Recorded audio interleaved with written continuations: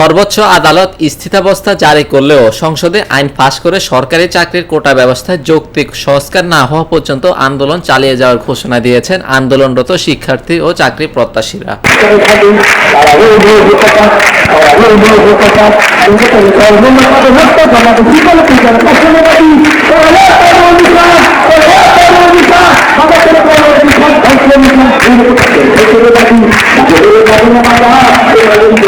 চট্টগ্রাম নগরের সড়ক ও রেলপথ অবরোধ করেছে কোটা বিরোধী শিক্ষার্থীরা, যার কারণে চট্টগ্রাম স্টেশনে আটকা পড়েছে কক্সবাজারগামী পর্যটন এক্সপ্রেস ও ঢাকাগামী মহানগর এক্সপ্রেস ট্রেন। তাদের দাবি, শুধু পিছিয়ে পড়া জনগোষ্ঠীর জন্য সর্বোচ্চ 5% কোটা রেখে সরকারি চাকরির সকল গ্রেডে সকল ধরনের কোটা বাতিল করতে হবে।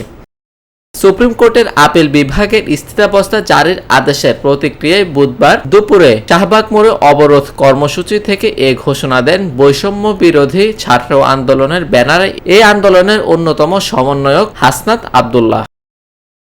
শিক্ষার্থীরা জানান, আদালতের রায়ের সঙ্গে তাদের আন্দোলনের কোনো সম্পর্ক নেই। প্রতিবন্ধী, ক্ষুদ্র নৃগোষ্ঠী ও মুক্তিযোদ্ধার সন্তান ছাড়া সব ধরনের কোটার বিলোপ চান তারা। সব গ্রেডে তারা কেবল 5% কোটা রাখার পক্ষে।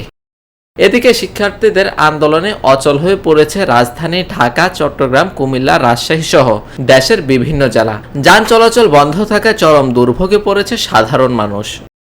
Desk report, TBC news.